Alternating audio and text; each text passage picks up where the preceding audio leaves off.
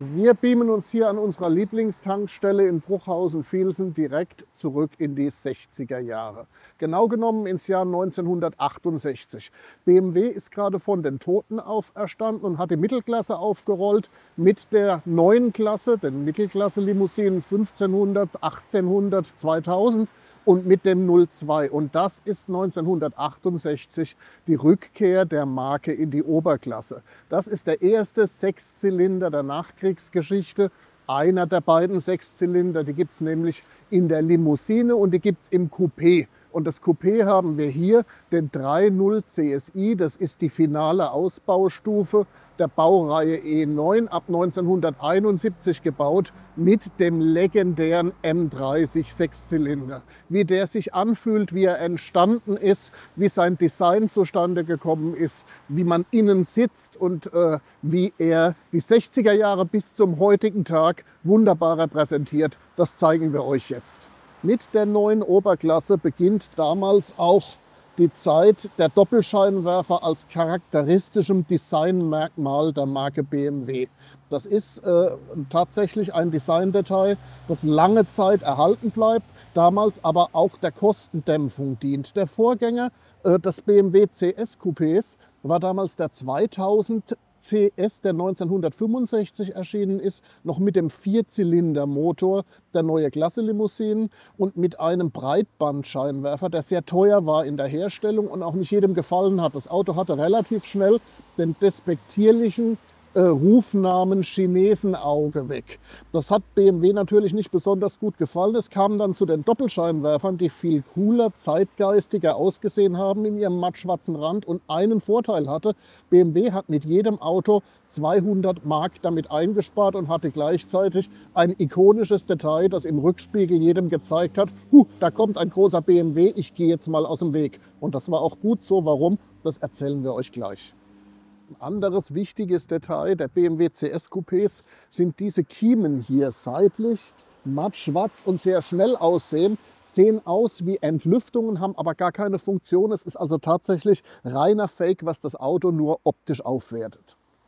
Typisch BMW CS, die rahmenlosen Scheiben, das sieht sehr elegant aus, sorgt aber immer für Windgeräusche und hat also wirklich jedem Fahrer eines solchen Autos bisher in den Ohren gepfiffen, gerade bei schnellerer Fahrt. Also das gehört tatsächlich, dieses Geräusch gehört zu diesem wunderbaren Coupé dazu. Wir sehen hier die schöne Entlüftung an der C-Säule mit dem BMW-Emblem und hier ganz versteckt hier die Öffnung für die Innenraumentlüftung, also auch ganz typisch für diese Modellreihe. Und wir haben natürlich den klassischen Hofmeisterknick, den Gegenschwung in der C-Säule, der charakteristisch ist für alle BMW-Coupés seit dem 3200 CS aus den frühen 60er Jahren. Das war damals das große BMW V8 Coupé, das vielen Leuten gefallen hat, aber keiner konnte es bezahlen und niemand hat es gekauft. Und das war im Gegensatz zum BMW CS tatsächlich ein Flop gewesen, aber ein stilbildender Flop. Und der CS war in der Tat ein sehr großer Erfolg, der sich 7 Jahre lang im BMW-Programm gehalten hat. Ein spannendes Detail sind die Rückleuchten des CS. Die nehmen nämlich tatsächlich noch Bezug auf die Chinesenaugenformen des 2000 CS. Das ist also ein Stilmittel, das geblieben ist bis in die 70er Jahre. Natürlich schauen wir immer gerne in die Kofferräume. Beim BMW tun wir das doppelt gerne, weil wir haben nicht nur einen nutzbaren, großen, glatten Kofferraum, sondern auch dieses wunderbare Werkzeugtableau, das hier im Kofferdeckel sitzt, das man also aufschraubt und dann liegt das Werkzeug hier also wirklich wie auf einem Servierteller vor einem. Man wünscht sich natürlich nicht, dass man es braucht, aber es ist ganz einfach ein ganz berührender Anblick für jeden, der alte Technik mag. Machen das mal wieder zu und dann öffnen wir gleich mal den Motorraum und schauen, wie es da vorne so aussieht, weil da sitzt ja tatsächlich der berühmteste Sechszylinder der 60er Jahre.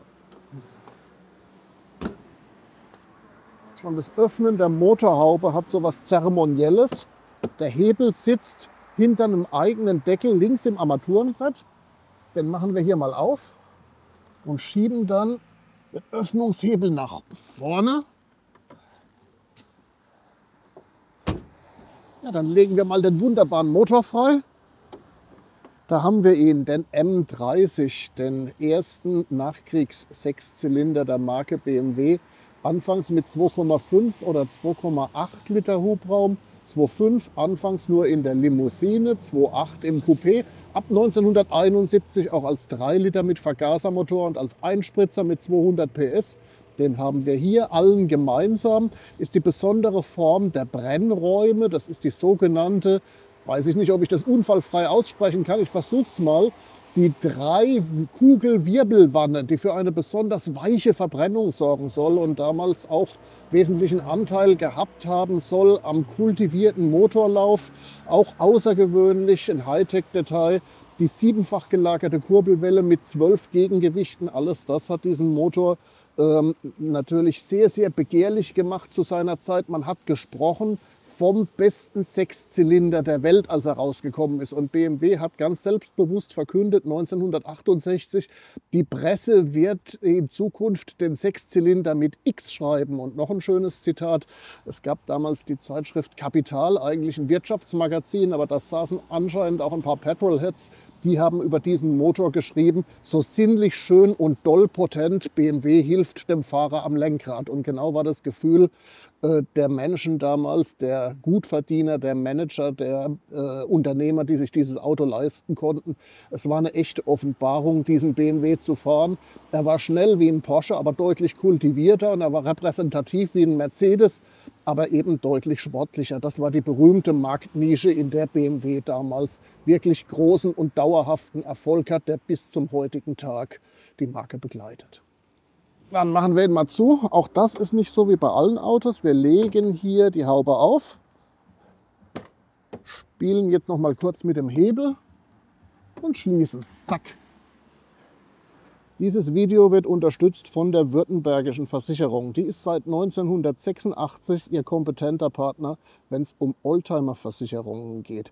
Über 3000 Agenturen im Land haben die richtigen Ansprechpartner, ganz egal, ob es um Oldtimer, Youngtimer, um den Ackerschlepper oder um den Supersportwagen geht.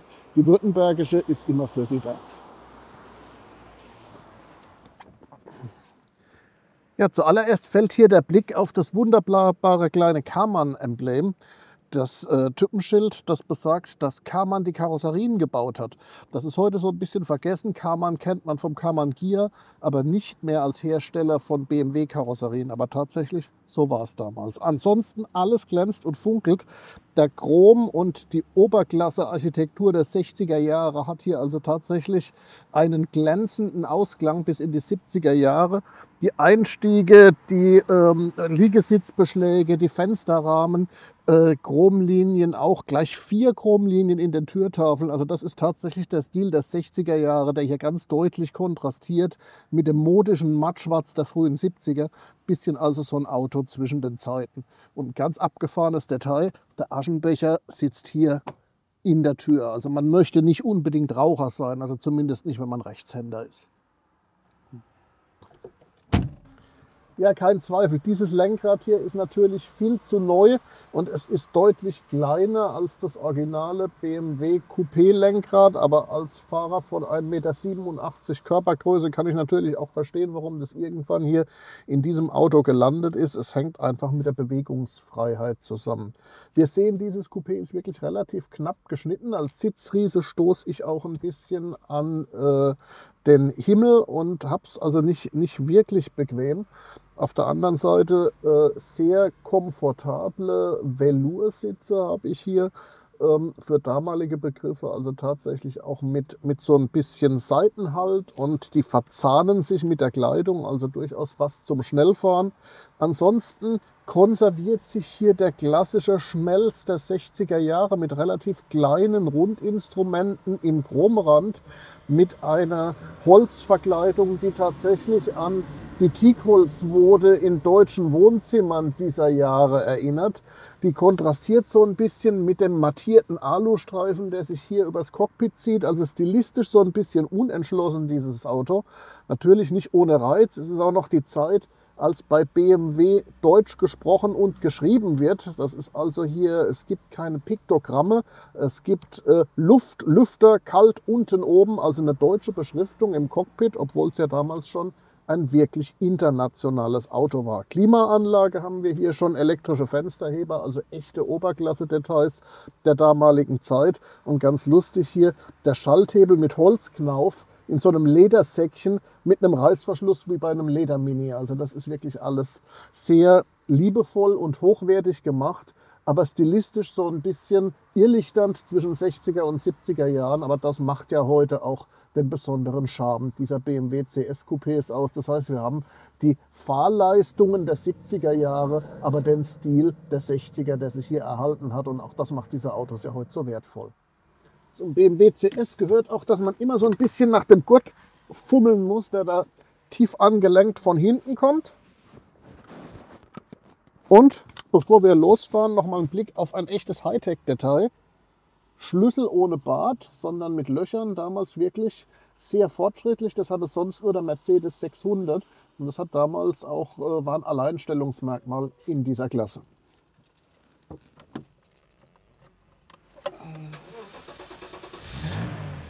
Dann schauen wir mal, wie er sich auf der Straße anfühlt.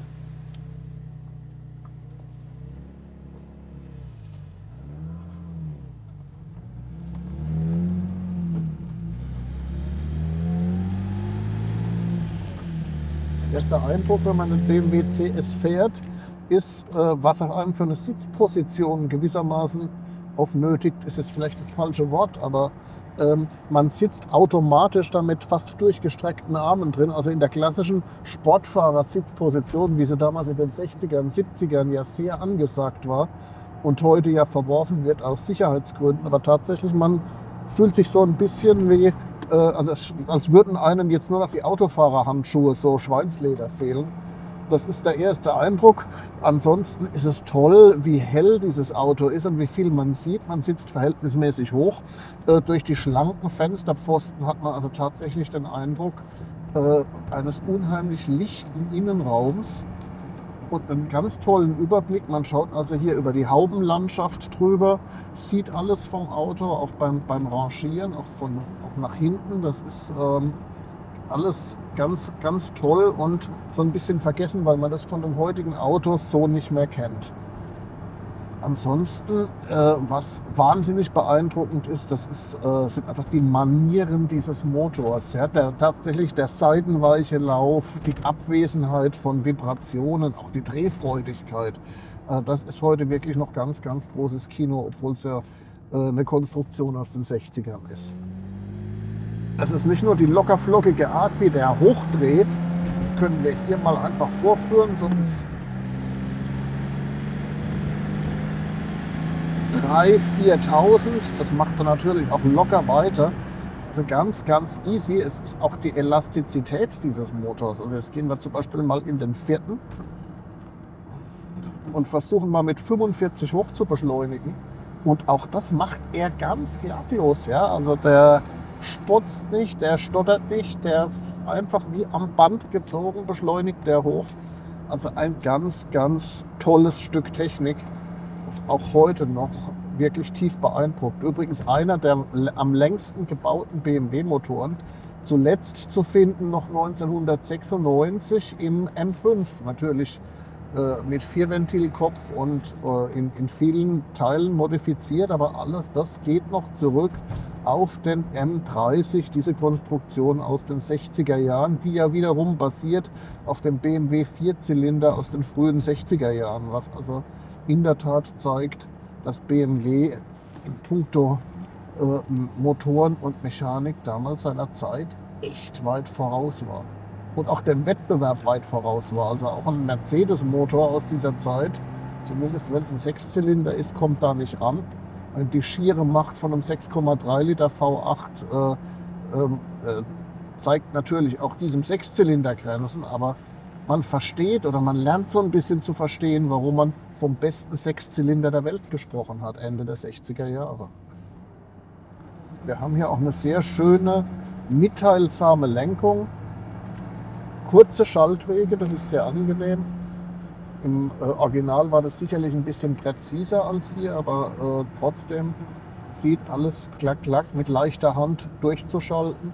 Und ein trotz aller Sportlichkeit komfortabel abgestimmtes Fahrwerk, das vielleicht auch so ein bisschen zeigt, dass unsere heutige Automode, wo alles knallhart oder zumindest hölzern sein muss, nicht unbedingt der Königsweg ist. In den 60er Jahren hat es eben auch noch anders funktioniert. Also ich habe damals ein 200 PS Coupé gehabt, mit dem ich die linke Autobahnspur genauso beherrschen kann wie die Serpentinen irgendwo im Gebirge. Aber trotzdem habe ich kein hartes oder unkomfortables Auto. Auch das nimmt mich sehr, sehr für den BMW ein. Was er nicht hat, ist eine besonders steife Karosserie. Das merkt man auf schlechter Fahrbahn. Das ist natürlich der Tatsache geschuldet, dass ich hier eine Karosserie ohne B-Säulen habe. Der ist schon ab Werk weich gewesen, der ist immer noch weich. Man merkt es knisterknastert irgendwo so ein bisschen. Aber das verzeiht man ihm genauso, wie es die Erstbesitzer ihm damals in den 60er, 70er Jahren verziehen haben. Es gehört so ein bisschen dazu. Ansonsten ist es einmal ein großes Vergnügen hier, einfach mal zumindest die Grenzen zu testen, die auf der Landstraße drin sind. Und es wäre jetzt toll, wenn wir so ein bisschen freies Geläuf hätten für ihn. Also das ist, glaube ich, immer noch ein verhältnismäßig schnelles Auto, wenn man es wissen will und wenn man damit umgehen kann. Damit umgehen ist damals so ein Thema. Also es ist ja tatsächlich auch einer der BMW aus einer Generation, als man noch tatsächlich mit dem Gaspedal gelenkt hat und schnell mal quer gekommen ist. Es gibt ja die Legende, dass man an den BMW CS Coupés an den Seitenscheiben mehr Fliegen und Insekten gefunden hat als an der Frontscheibe, weil der also so wunderbar quer kommt. Das probieren wir hier jetzt nicht aus, weil wir sind ja erwachsen und vernünftig, aber auch das gehört natürlich zur wilden Jugend dieses BMW.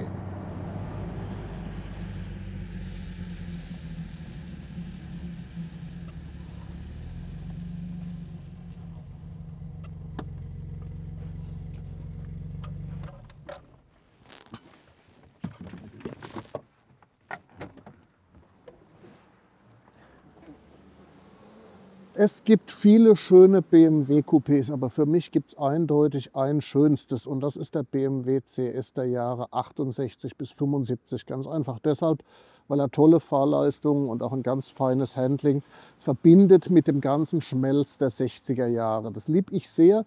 Der 6er BMW ist sicherlich das bessere Auto, was Ergonomie angeht und auch qualitativ, aber er wirkt schon so ein bisschen technokratisch, ist halt ein typisches Auto der 70er. Auch der 8er BMW kommt für mich nicht an den Charme des frühen CS-Coupés ran. Das ist mein subjektiver Geschmack, aber auch der von vielen BMW-Fans. Die Preisnotierungen für diese Autos zeigen das verhältnismäßig deutlich. Und wenn ihr auch für BMW brennt, dann schaut mal bei uns rein. Bei uns auf dem Kanal der Bremen Classic Motor Show gibt es zum Beispiel auch ein Video über den BMW M5 und einen Vergleich der ersten beiden M3-Generationen. Schaut rein, bleibt dabei. Wir sehen uns wieder. Bis bald.